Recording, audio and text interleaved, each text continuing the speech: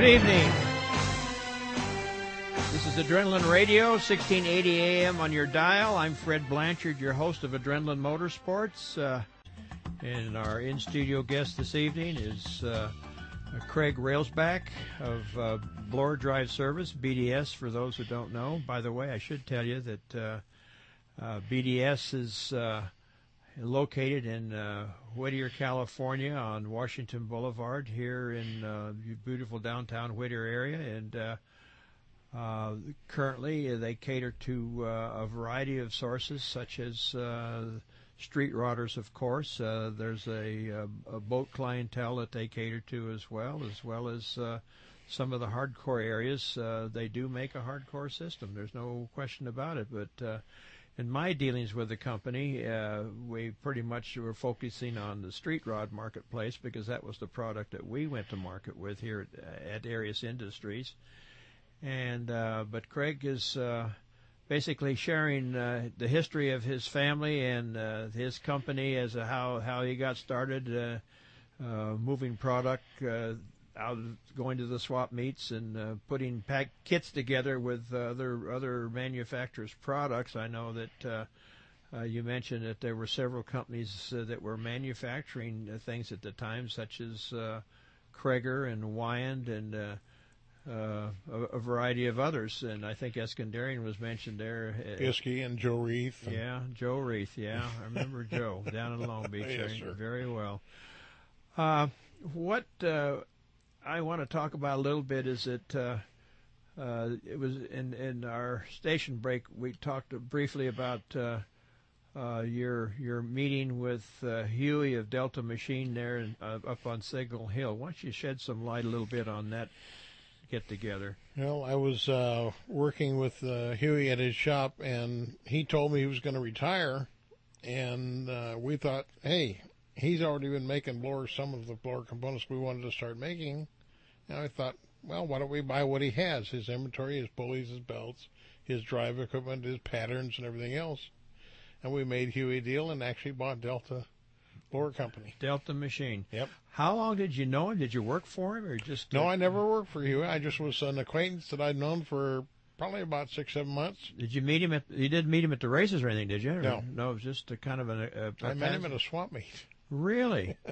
How did you get on the subject of blowers and stuff? Well, that's what I was selling. Oh, parts. I see. So you were selling at the time, and he was... Yeah, Krager parts and Wyand parts and whatever else I could pick up. Really? So that's how you got together, huh? Yeah. And he mentioned retirement, huh? That's the magic word. I want to retire.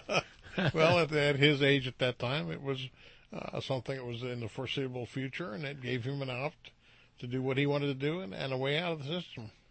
We just bought the company and took the patterns and started making the parts. Wow. Well, I know the area where the shop was located because it was right next to... I think Strop, where they did a lot of Ford projects up there, yep. along with H&L Tube bending up on the hill, and then you also had, in fact, in later years, Woody Gilmore's chassis shop for dragsters yes. and stuff, and so that's all coming out of that same area there. Yeah.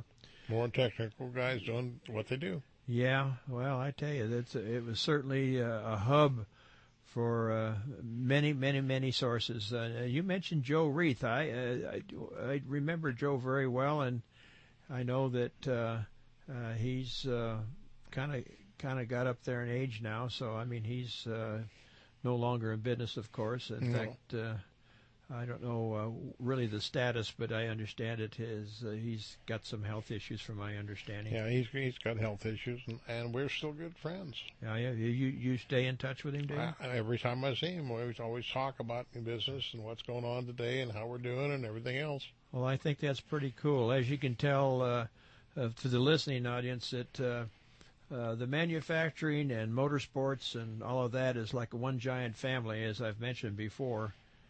And that to me is one of the key things that brings it together. And wherever you go, there's somebody that knows somebody that knows somebody, and there's that's the way this business is. It's always been that way, wasn't it? Yeah. So anyway, when you manufacture a part, of course, you're going to cast your parts, and in casting your parts, you got to have patterns. And so when you got patterns, where do you go with the patterns? You take them to a foundry. So yeah, that's what we started learning about the foundry business. And boy, that's a hardcore business. Oh my Lord, yes. There's so many people that are good and so many people that are bad. They can either make you money or cost you money for sure. Well, we've had a lot of people make us some good parts initially and make a lot of bad parts after that. Yeah. When did you actually start machining your own parts? I guess you quit making kits now, and now you got your own label, so to speak. I quit buying other people's parts to make the kits we were trying to accomplish. We started building all the individual components ourselves. Doing our own machine work and casting and design work and everything else. Well, how did you maintain? Well, I would say the knowledge, because basically you got to go out and find out what they're doing or what's needed. I mean, there's got to be some. Well, in the exposure of the development of the parts and industry, you have to get involved in castings and tooling and manufacturing and all the processes, and learn how to do that stuff. And as a young man, I was always trying to learn more about that kind of equipment and manufacturing of these type of products, because it was something I was very interested in. Where did you find your first market as to who was buying your product? What did you get into Street there? rods and street machines initially. That was where it was, huh? Yep. It was. Was there events you went to? Oh yeah, the Street Machine Nationals, the Street Rod Nationals, all the individual places on the East and West Coast. We used to do a 43-foot trailer that we used to pull with a blown big block Chevy dually all around the country, and did all the shows. So basically what you've done is then you've gone ahead and the way you could go to market, and what you chose to do was go to events that people came that would use your product in their projects, in other words. Yeah, that's pretty. People want to talk to the manufacturer or the guy that's doing the work or designing the equipment or whatever, so they can find out what's available and what it's going to cost to do what they want to done.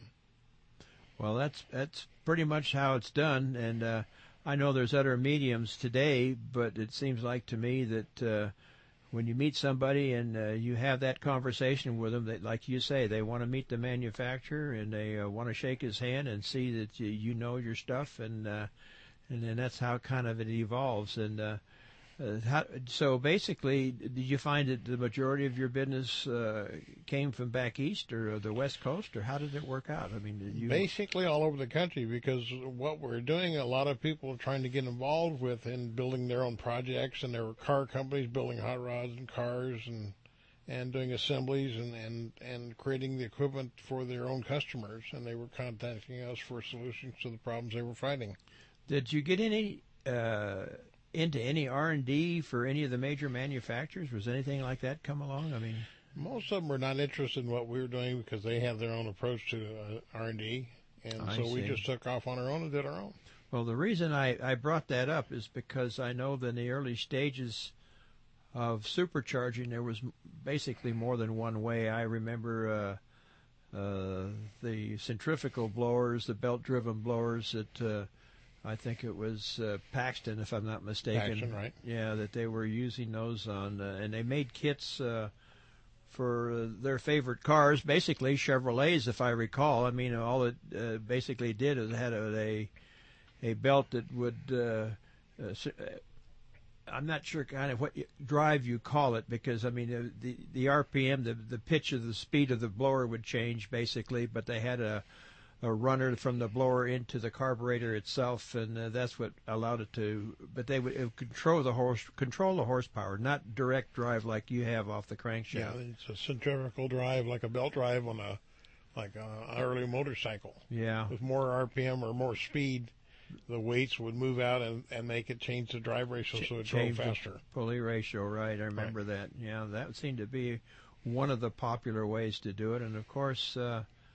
When it came to making big horsepower, the belts took so much load that most of that equipment would be much heavier than the motor to make it work. Yeah. You basically